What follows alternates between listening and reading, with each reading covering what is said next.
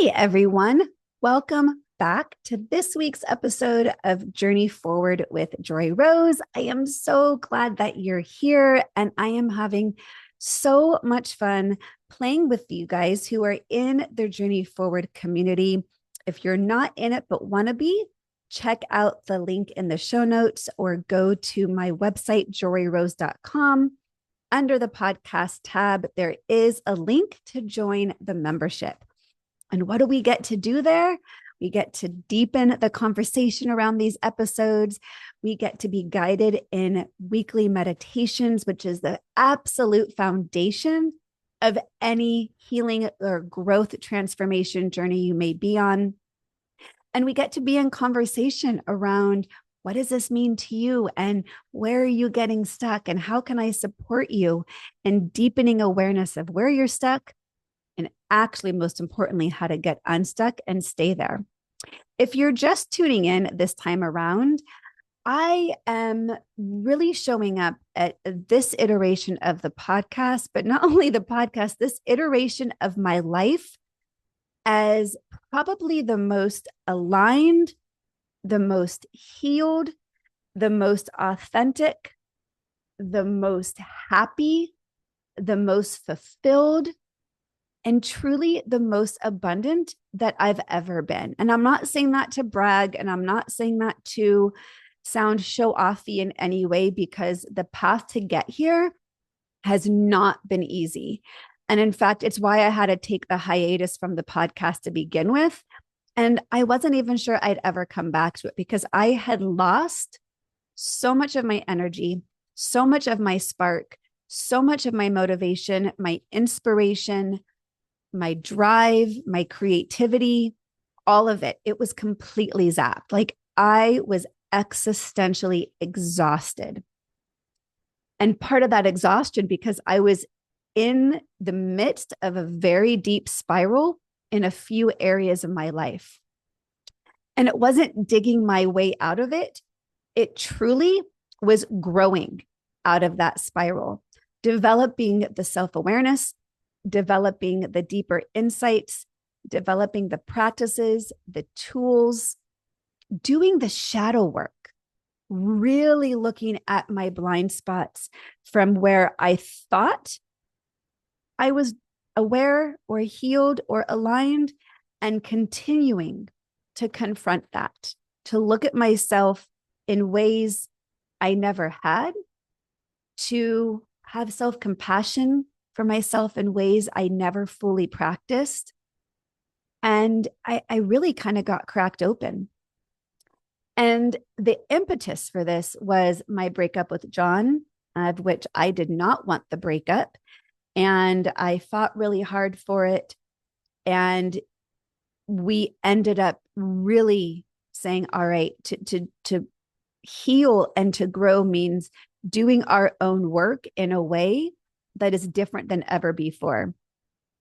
And simultaneous to that, what emerged was, as I was able to look at myself in relation to my relationship, that gave me the opening to look at myself in all the rest of the areas of my life.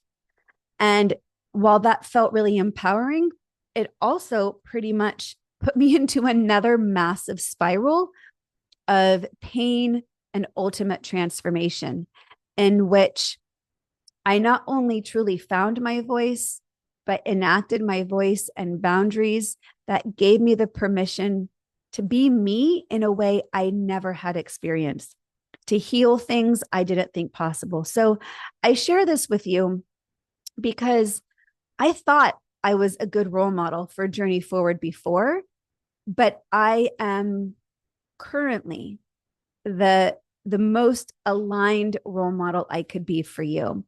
And I know for certain there is way more for me to do. I am never done. This is a journey, not a destination I have achieved. But I can say with transparency, the place I'm at now feels, gosh, there's so many different words I could put to it. It feels safe for me to be looking at those shadow sides. The wounds of my past had prevented me from really feeling comfortable in going deeper, looking at the real sticky spots, tapping into emotion that I didn't know how to access or express, like anger. So there's layers and layers to this, but all of that is to say, I'm really excited to be here because I value authenticity. It is probably one of my highest values. And for me to be guiding this tools, I feel that I am in the most authentic place. I have been speaking from a truth that I've never before been able to experience. And what has that resulted in? Inner peace in a way I didn't know possible. In my relationship with John, the depth of a relationship I also didn't know was actually possible because it required him to do the same work, and he did. It's what I dreamed of, but now get to actualize. And let me say, we still get stuck. We still get stuck back in the spiral. This does not mean we're immune from challenges. It just means we healed the wounds that prevented us from accessing the intimacy that was not possible when those wounds were still getting in the way. But even outside my relationship, it's deepened my work with clients. There's a new level of, I think, transparency and authenticity in relation to what going deeper really looks like. It's simultaneously increased my friendships while also closing my circle a little bit more, being more discerning about the energy of who I want really around to support this healing journey that I'm on. I feel like I'm rambling, so I apologize. But what I'm hoping that you hear is that if you are stuck in a spot in your life that you don't think is possible to get unstuck in, I'm here to say it is possible. It's not easy. It may feel simple at times. It may feel impossible.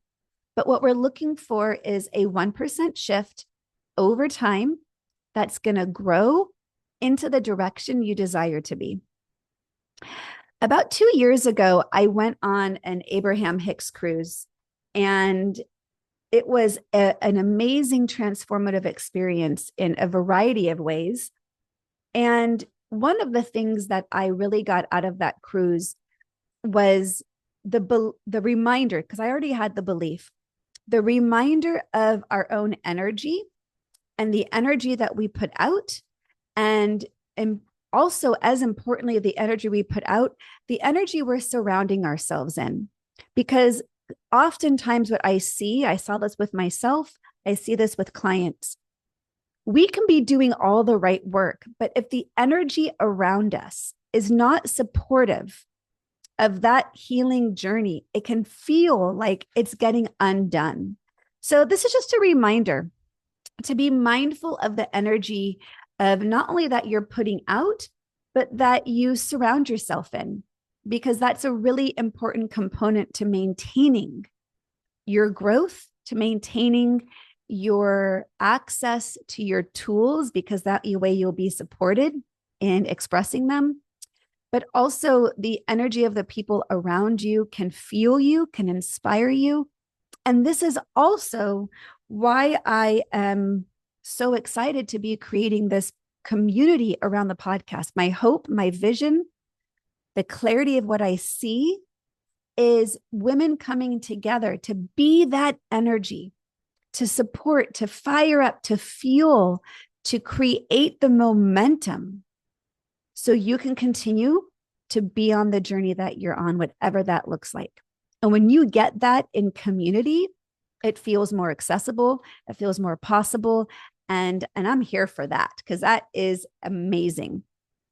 Another one of my favorite Abraham Hicks quotes, and then I'll get into what I want to talk about today, is she says, if you are in Phoenix and you want to get to San Diego, what is the best way to get from Phoenix to San Diego?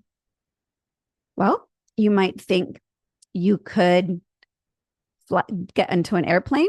That'd probably be the fastest way. You could drive. You could take a motorcycle. You could ride a bike. You could walk. Ideally, a plane would be the best way to get from Phoenix to San Diego. most efficient. However, whichever way you decide to get there, the absolute best and only way that you can get from Phoenix to San Diego is to be facing in the direction of San Diego. Because oftentimes let's say you're in Phoenix with the intention to get to San Diego, and actually you end up in Nashville, and you're like, wait a second, how did I end up in Nashville or Chicago or Seattle? What went wrong? I thought I was facing the right way. I thought I was doing my work. But so often we have an intention that is separate from our actions. And until we are in full alignment with our intentions and our actions and the mindset and the community to support it, because it's hard to do it just alone, we often end up in the opposite direction or a different direction than our desires. So that's the invitation to reminder, are you facing in the direction of your desires? And if you're not, that's okay. Just name it compassionately so that you can get back on course. And how do we name it and get back on course? Is simply through awareness. And like I've said in previous episodes, it's got to be awareness with compassion, not awareness with judgment. You can't blame or shame your way into change. You've got to be able to do it in a way that is kind and loving and accepting and working in incremental steps, not expecting major, massive change overnight. That's never going to stick. What we need is consistency, is presence, is alignment. It all starts with awareness. So last time we talked about the unalome, that spiral. If you didn't listen to that episode, the quick overview is the unalome is a Thai symbol representing the path to peace, the path to enlightenment. There's a big spiral, and coming out of it is a line that has undulations back and forth, twists and turns. And only at the top of that line does it begin to straighten out. That's the reminder of there's always a path out of where you're stuck. Feeling stuck, being on that hamster wheel of life, that's what it is to be in the spiral. And your awareness and your tools are what help take you out. And when you continue to practice those tools, then you feel a little bit more at peace. But once you're out of the spiral, doesn't mean you're out for good, because any new trigger can throw you back in. The way to get out of it is how quickly can you compassionately be aware that that's where I am? And the reminder, you have agency and you have tools to practice to get you out. It's that simple, not always that easy. So, at the root of this, like I keep saying, is awareness. And there's a research study that talks about awareness through the work of Tasha Eurich that says, I think it's 85% of people claim to be self-aware, when in reality, the actual number is like 12%. So there is a huge disparity of us out there who are claiming, I know myself, I'm aware of what I'm thinking, feeling, sensing. I know where I'm at. I know where I want to go. And in reality, we're not as aware as we think we are. And as I've said in previous episodes, and it's the theme of the podcast this month, is you can't change what you're not aware of. So this is one of the invitations throughout this entire podcast journey, is to be asking yourself the question, what am I aware of right now? And that's a great reminder of a mindfulness practice, tuning into your five senses. What is something you can see, taste, touch, smell, or hear? That in and of itself is practicing awareness. Even just asking yourself, what am I feeling right now? You don't even have to necessarily be, quote, accurate with the answer. You got to practice asking the question. When you get more and more practice asking the question, the greater ability you'll have at being more aware with the answer. So I really invite you to consider how often you're aware and paying attention, because most of us are on autopilot. Most of us just go through life, just not even paying attention, and feeling like we can just go through the motions. And then we wonder, how did I get to where I am? And that's in fact what happened to me. I woke up one day in my early 30s and asked myself the question, how did I get here?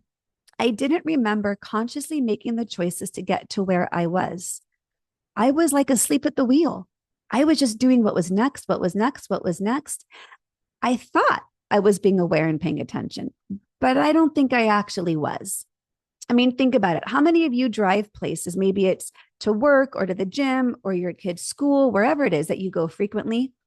You drive somewhere and you realize, I don't remember having just driven here, because you could probably do it with your eyes closed. So there's therefore no need to really pay attention. Well, the more comfortable we get in life, we have the perception we don't need to pay attention. Well, and that's just not true. Because when we stop paying attention, we really miss out on not only what's going on, but we miss out on connections. We miss opportunities. We miss what's really happening under the surface. And that's where the beauty of life really lies, not in the day-to-day habits that you're just going through, circling around. So this is the invitation here, is to increase your awareness. And it can start really small, finding out, where are you asleep at the wheel, or where are you consciously in the driver's seat? Tuning into those five senses, tuning into your habits, asking yourself, am I doing this consciously or unconsciously? It's a great practice to start practicing being aware of. Taking that to the next step, tuning awareness into the areas of your life that you just don't feel are really working, or that you feel overwhelmed with. And oftentimes, this is where the lack of self-awareness comes in. We have the misguided belief of, oh, well, if only some external factor were to change, then I'll be fine. Then I'll be happy. Then I'll be fulfilled. I hear it with a lot of my clients. If only my partner were to fill in the blank, then I'd be happier. If only they stopped doing this. If only my kids stopped doing, fill in the blank, then I'll be happier. Well, there's a couple of problems with this mindset. A, it's not really true, because someone can change, but unless you're doing any work to change alongside of it, you might not actually be happier. You can't put your happiness in somebody else's hands. And it gives you the ability to have no accountability for your side of the equation.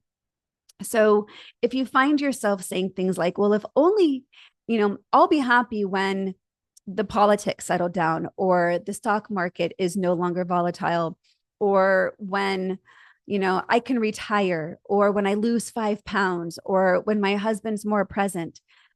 Putting your happiness in externalization is giving away your agency. So part of what I'm here for in Journey Forward is to truly look at yourself with accountability and agency, to say, what do I need to do? Where's my agency? Because if I don't have awareness of what I'm lacking, or what I'm needing, or what I'm doing unconsciously, then I'm giving away my power and ultimately my happiness and my fulfillment.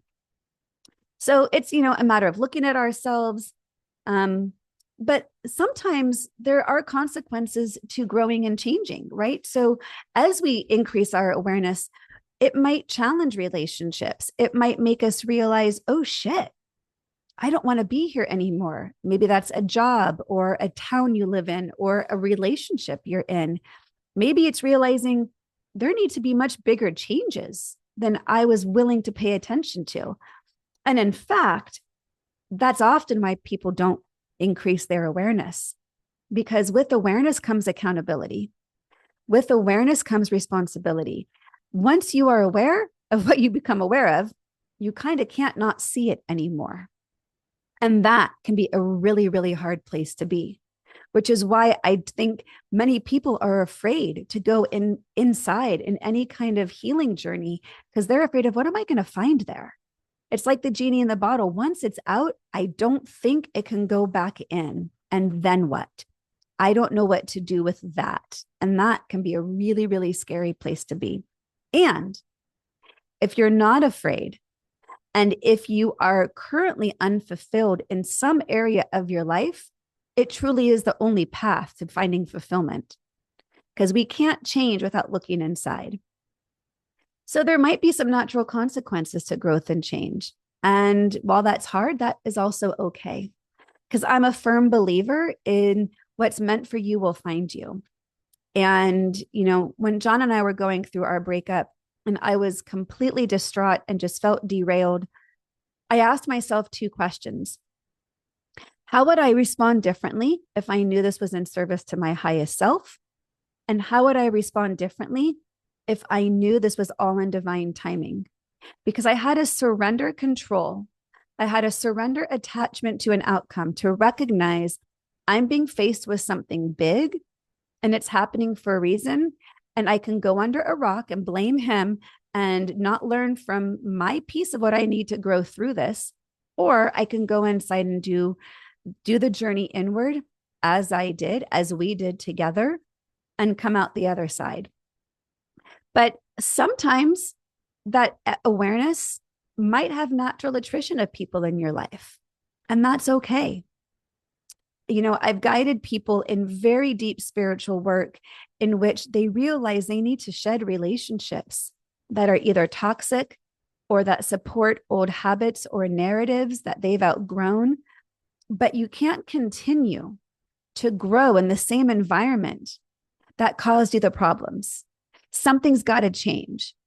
And it takes an immense amount of courage to be that change and an even greater amount of courage to allow the change to continue. Scary as hell, but incredibly courageous. So as we increase self-awareness, it's really something to ask then, so what am I trying to pay attention to? So I've talked a lot about the unalome and how that has been a foundation of my work that I do with clients.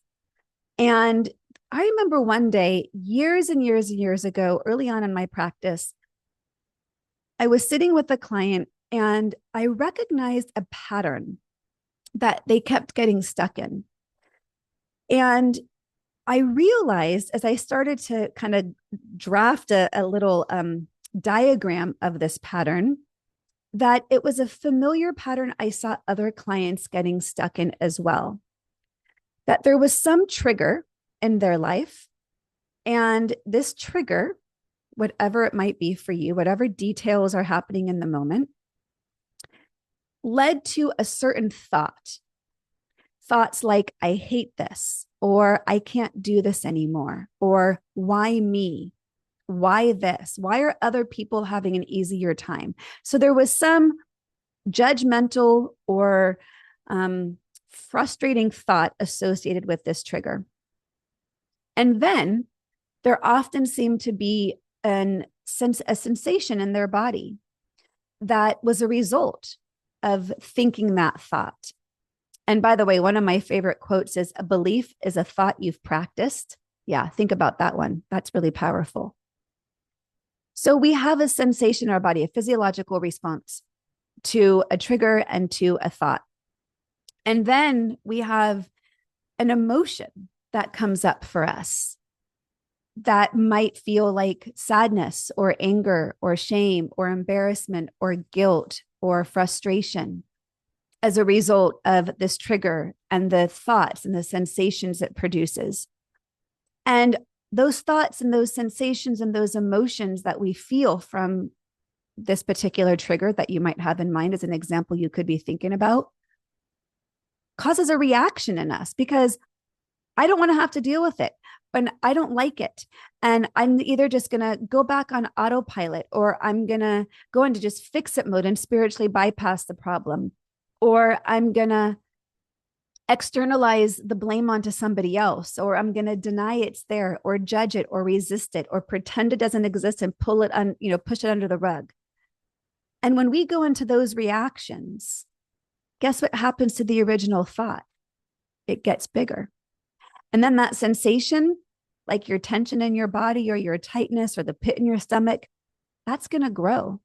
And then that emotion you felt is going to feel stronger. So then your reaction gets even more and more reinforced. And it just kind of goes around and spins. And we've got to get out of that. And so I called that pattern that I witnessed in clients the cycle of reactivity. Something happens, It produces a thought, an emotion, and a sensation, all of which are uncomfortable and we don't like because the trigger triggered us. And we go into some reaction, and that reaction is usually habitual and familiar. And we spiral in that and we ruminate in that. And that's where we get stuck. We've got to get out of that. So I realized you got to have awareness to get out of that pattern and engage your tools, your skills, mindfulness, breathing, staying present, self-compassion, gratitude, loving kindness, acceptance, being in the here and now, noticing if your mind's gone to the past or into the future. And when we can stay in those tools, then our triggers don't affect us as much. Well, here's the really powerful thing. That model, that little diagram that I drew of, that cycle of a trigger turning into, having a corresponding thought, emotion, sensation, and we reacting to that and then just spiraling in that. Oh my goodness, that exactly overlapped the unalome. So that cycle of the trigger activating those thoughts, emotions, sensations, causing a reactivity is the spiral of the unalome. And you got to have the awareness, like that mindful moment, to get you out of it. And getting out of it's not easy. Just like in the unalome, there's lots of twists and turns and undulations. That's us practicing our tools. And when we have greater awareness of our patterns, we've got a greater ability to break it. Because here, as a therapist, is the thing that I am most concerned when I'm working with clients. People tend to come and share the details of their week, which is great. That's what I'm there for. I'm here to listen to what's happening. And we can get really, really, really caught up on those details. The truth is, I'm not overly concerned about the details. What I'm really concerned about are the patterns, because it is the patterns that are repetitive and consistent, and they don't serve us. And when we can bring awareness to the patterns, that is where we have the ability to create the change. When we have the awareness of what is my role in this particular dynamic that continues to happen, what do I do in that space? And where do I have an awareness of why am I doing what I'm doing? That is where I get to create change. I've always said it takes two people to create a pattern, one person to change it. And that's really hard to do. Years ago, I was working with a woman who at the time was about in her 70s and had come to my mindfulness classes. And she was really committed to breaking the pattern of arguing with her husband. Arguing was their pattern of communication for the majority of their 50-year marriage, and she was tired. And she learned the tools. She practiced mindfulness. She came to my meditation classes, and she really was engaging a new way of showing up whenever they would get into an argument. And guess what? He was not very happy about her changing that pattern. And guess what? That was his work. That's not hers to take care of. So when we recognize I'm engaging in a pattern, an ongoing pattern, either in my own mind or with somebody else, that is not serving me. And it's that same narrative that I complain about to my friends or talk to with my therapist. And I'm just wishing the pattern were to end, and only if the other person would change their part, then I wouldn't be so triggered. Then we're missing the opportunity for our own self-awareness, because that cycle of reactivity is consistent. So if you are part of the Journey Forward community, I have a handout for this cycle of reactivity, this roadmap to understanding yourself and your patterns. Because as the theme of this whole month of the podcast is, you can't change what you're not aware of.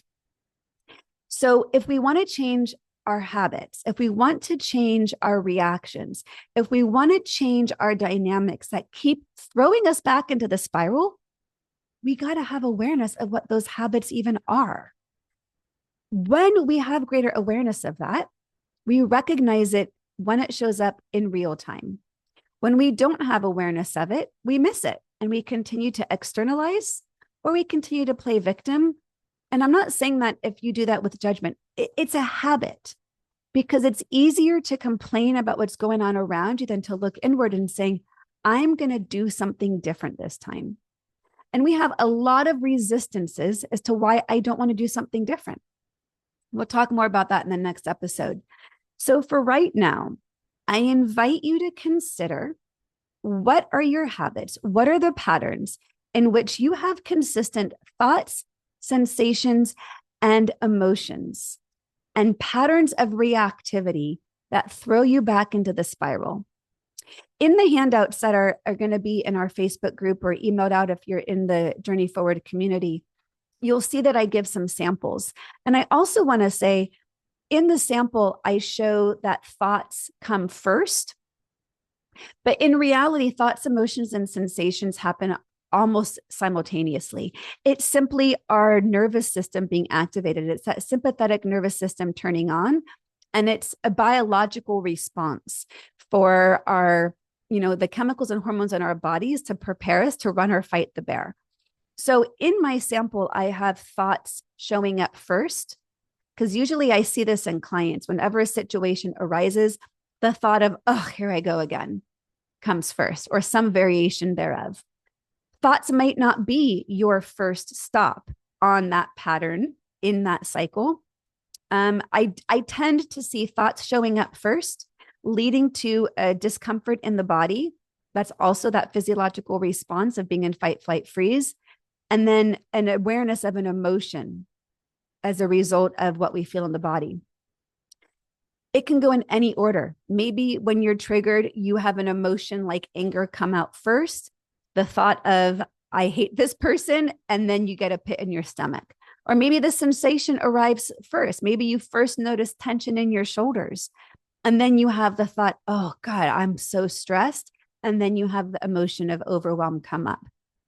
It's important to understand your own patterns so you know how to interrupt them.